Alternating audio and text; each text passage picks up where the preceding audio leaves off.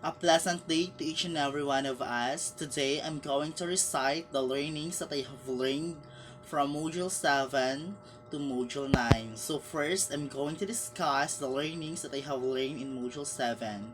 So Module 7 is all about the understanding the individual as clients. So first and foremost, I learned in this module the meaning of the term client of social work.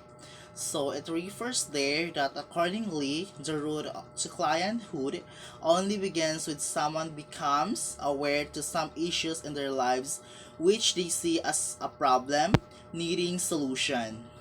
Awareness, together with various pressures, may create an impulsion towards receiving help, and some point the consciousness and the availability of the agency arises and leads the clients to arrive at the agency with interaction with the social worker begins. So, sinasabi dito na nagkakaroon ng clients once na yung tao ay naging aware or nakakita sila ng different issues sa kanilang buhay na need ng solution. So they come to the agency that has a social worker that would help them to assess their problem.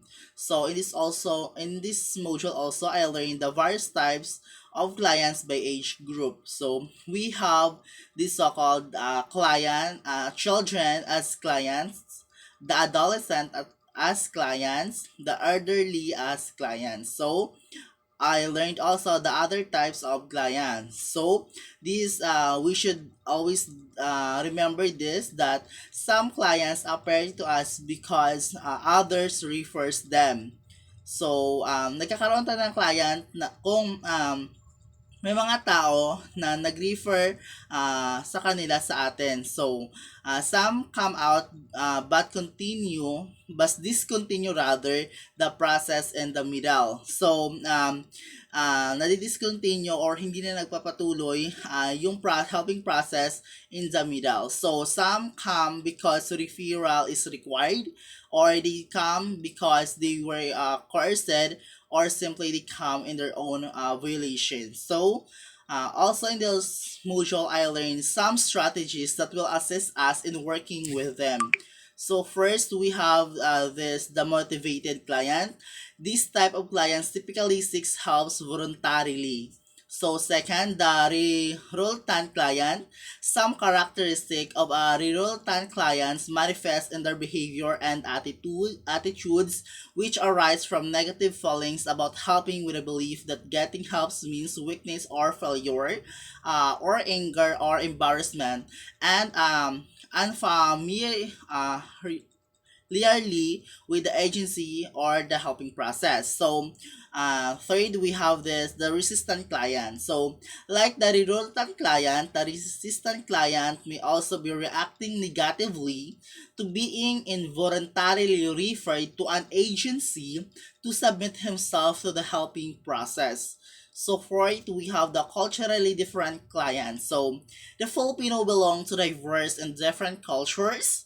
We are often encountering in our practice clients with different belief, traditions, or practices which over times manifest in behavior that is different from ours. So, fifth, we have the overly demanding client. So, this type of client is characterized by certain behavior patterns.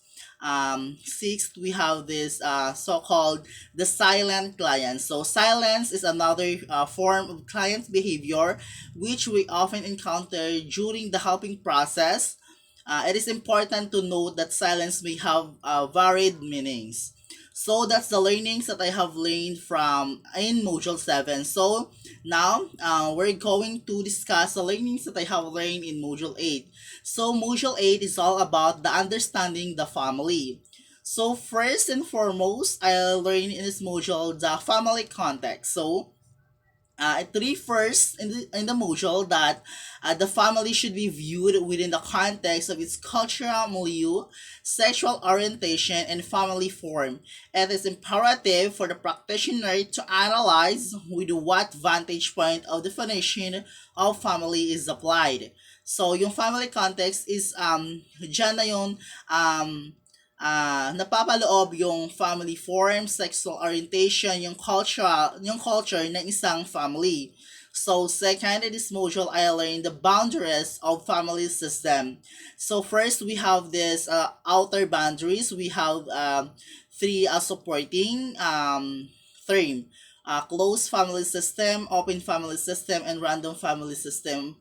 But first, I would like to discuss the outer boundaries. So, outer boundaries, the family as part of the larger system vary in the manner they transact in the environment. So, in the supporting term, we have this closed family system. So, usually characterized by strict regulation, limiting transaction with the external environment. Second, we have open family system. Boundaries of families belonging to this type of flexible extending the territory of the family into larger community space as well as bringing external culture into the family space. So last thing is we have random family system. So here family members develop individual bounding patterns in establishing and defending their own and their family territory. So second, we have our internal boundaries and family subsystem. So the family as a system function through the support of this subsystem formed on the basis of gender, interest, generation, or function. So also in this module, I learned the family rules. In addition, the social worker must identify family rules and more importantly, observe whether they can be openly discussed. It is also important to look into the family rules, which are essentially relationship agreements which influenced by family behavior. So also I learned the family power structure. So what is the family power structure? So first, all families develop certain power structure with determine the natures of influence which member has upon the other members of the family. So also we have the so-called family myths or yung mga myths ng isang family. So what is this?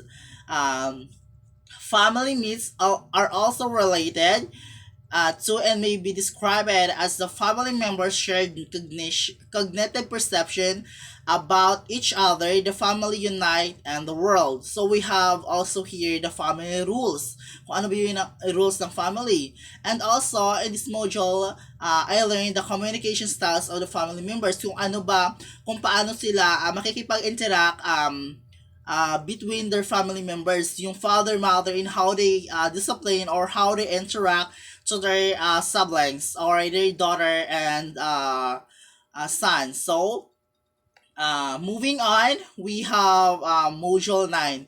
So, Module 9 is all about the psychosocial approach, the introduction. First, I learned about the focus of the psychosocial approach. So it refers there that the psychosocial approach is embedded in a social system perspective.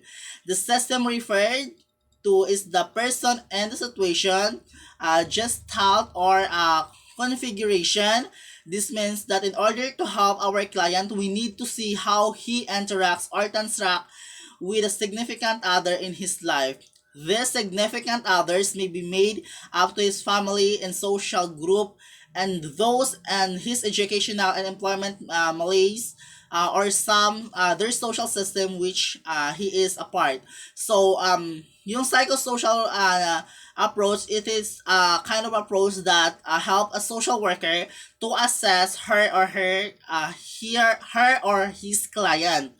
So, dyan na pa bilang para magkaroon ng good interaction, dapat yung isang client is nakikipag-interact siya sa kanyang counselor o sa social worker para ma-assist siya ng maigi. And also it refers the psychosocial approach on how the clients interact to the counselor or the social worker. So in this module also I learned the concept of stress and peace. So what is stress and pre. So the psychosocial approach does not prescribe a uniform as a particular treatment formula that will apply to all types of clients. So client's problem. In short, the worker must respond to client's need in an individualized way. Treatment must be differentiated according to the particular need to the client as he understands or defines these needs. So, dapat yung client, alam niya kung ano yung problem niya and also what is the resolution that she seeks for. And also, in this module, I learned the relationship and transferee. So, in this term, emphasizes the worker purposive use of a helpful relationship or for a client to think about and try to understand her person and situation, say through reflection. This is defined as thinking about and trying to understand which the client secures and accepting relationship. So that's the learnings that I have learned in Module 9, which is the psychosocial approach, the introduction.